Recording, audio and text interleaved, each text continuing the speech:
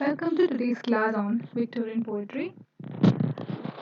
At the outset, I would like to tell you that this presentation does not aim at giving you a very detailed uh, overview of the era or the uh, poetry, but it is to help you get acquainted to the basic features of the Victorian poetry as well as who all were the famous poets during the Victorian era. So before we start, I hope you know that Victorian era refers to the reign of Queen Victoria from 1837 to 1901. After the death of her uncle, she succeeded her uncle, and she was later succeeded by her son, Edward the Seventh. Now, let's go to the lesson. So, just as the introductory question, I have this small question assignment for you or a task for you. You just have to tell me or write the answer in the comment section. Who told these uh, words, right? Prose is words in their best order, while poetry refers to the best words in the best order. It's a very crisp definition of what is prose and poetry, a very clear cut definition of the two. So if you know the answer, do post them in the comment section.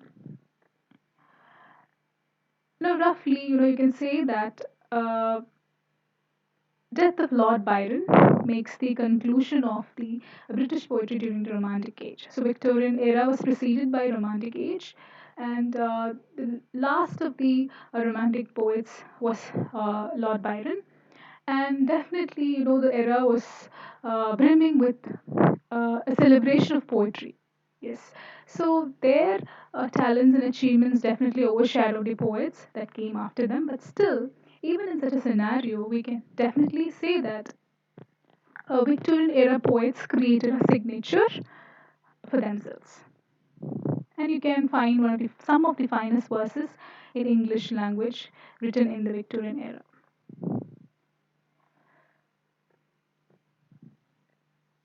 So you can also do a little bit of background reading, which is necessary to understand the era as such and also to understand the poetry. So few things you have to know was the reform bills, the intellectual developments, and the material developments. So reform bill refers to the bills that gave different sections of the society the right to vote. So kind of an evolution of democracy coming up. I will not deal with in detail here. But the main thing, the main defining feature or the main conflict of the Victorian era was the conflict between the science and uh, faith, because it was at that time, in 1857, that Charles Darwin published his work Origin of Species, which uh, you know the argument that human beings came from apes, evolved from apes, which created a lot of doubts among the religious people. They were totally shaken from inside, and this conflict between science and religion was the main problem that was prevalent in the Victorian era. And also, it was the age of industrialization. A shift from the agrarian society to the industrial society was also seen. Now, for our ease, we can divide Victorian poets to two, that is, the first generation and the second generation. First generation, uh, I'm pretty sure all of you would recognize some of these names. So, Tennyson, Browning, and Arnold can be, uh, they are the poets of the first generation, whereas the second generation or the pre Raphaelites are D.G. Rossetti, William Morris, and Swinburne. So pre-Raphaelites came very later on, and they are also known as the fleshly school of poetry. We'll see them in detail. And of course, we had other poets, and two of the important women poets, Elizabeth Barrett Browning, whose husband is, Robert Browning, and Christina Georgina Rossetti, whose brother was D.G. Rossetti, and Hopkins. Now, Alfred Lord Tennyson. So this presentation henceforth will look into the style of each poet and how they differ from each other, and a few lines to keep in mind. So Tennyson definitely had a very conservative style, and he would always go back and look and took inspiration from myths and legends like the Greek mythology, and his poems definitely had some sad tone and nostalgia. So one example would be Lady of Shalott. So here the lady looks into the mirror and sees shadows of the world, seeking compensation since reality is too harsh. So you have to read it keeping in mind the Victorian conflict.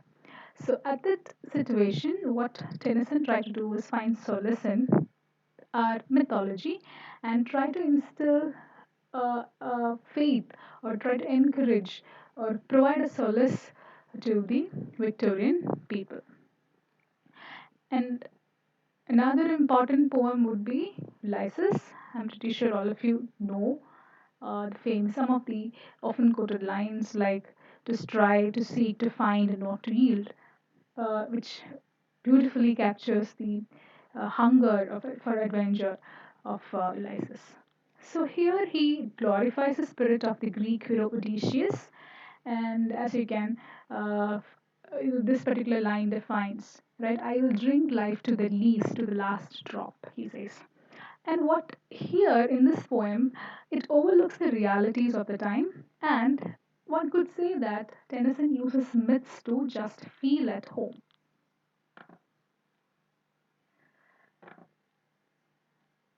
Now, in his other poem, In Memoriam, which is an elegy to his friend author Henry Hallam, even in an elegy, which is typically a poem written at the death of a near or dear one, his central theme was the problem of faith. So he encourages people to, uh, you know, hold strong to their beliefs, Christian beliefs, to overcome the sufferings and doubt of the era. Next is Robert Barrett Browning. Now, initially, during his initial time, he was less appreciated than his wife, Elizabeth Browning. But later on, during the 60s, okay, 1860s, he was considered as a rival of Tennyson himself. And he's also, you must be knowing this particular form of poetry called the dramatic monologue. And when I say dramatic monologue, I think most of you would remember the famous poem by Browning, My Last Touches. So he is the greatest exponent of this form.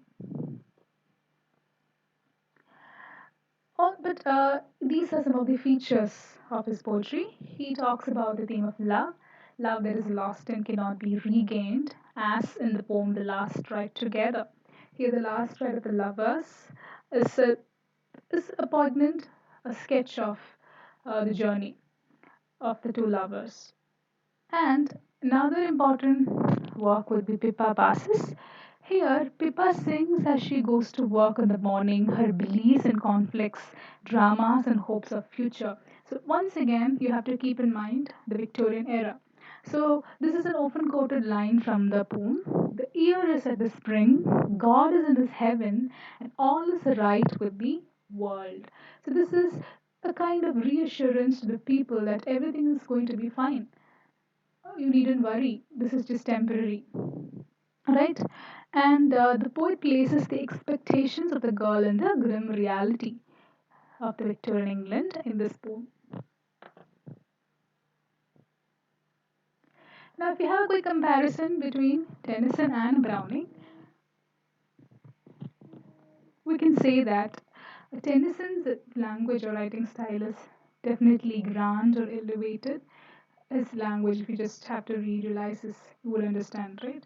His words, little archaic in archaic English, and lyric narratives were his form of poetry, and he also referred to a lot of myths and legends. While Browning's style language is colloquial, local, easily understandable, very un-Victorian, he used try to experiment with new forms like dramatic monologues, and definitely is very realistic as he does not weave his poetry around legends or myths. Next is Matthew Arnold. So, if you know about Matthew Arnold, you know that initially he started out as a poet. Later on, he became one of the greatest critics of the English language. So, 1850s, right out of his 40 years, 1850s were devoted to writing poetry. So, themes were nature, his own experiences, longingness, despair, as you would find in works like A Summer Night, The Scholar Gypsy. And here, no, what happens is there's a shift from the pain that he's explaining or describing. Here, the sense of loss, the sense of loss of home or identity, everything becomes more agonizing. The pain is more acute. So, in Browning's and Tennyson's, a form of looking back with nostalgia is definitely there. Well, Arnold, it's not a mere nostalgia, it is agony, as is evident from his poem Dover Beach. So here, I'm sorry, there's a mistake in the title. Here he says, the sea of faith, the metaphor for faith and religion, was once too full, at the full, and round earth's shore, lay like the folds of a bright girdle furled. But now I only hear its melancholy, long withdrawing roar, retreating to the breath of the night wind, down the vast edges, drear and naked shingles of the world. A poignant, a beautiful, figurative picture about declining faith in his country. And the last line, especially if you know the poem, is very important because he says, where ignorant armies clash by night. So that's a very sad situation. That perfectly captures the situation. Okay, so here there is nostalgia and pain of loss in the works of all the poets. However, in Arnold, we find a more acute sense of pain, as I already told you. He's caught in the web of complex ideas. Then, there's a shift in his literary career. He finds the medium of poetry inadequate to express his feelings. Therefore, he moves to prose where he can be more vocal, he can write more, he can express more. Yes, and then he thinks this is how he approached poetry. He says poetry as a criticism of life. So when he understood that this is how he's approaching poetry, definitely this to carry out his criticism much further, he moves on to writing prose.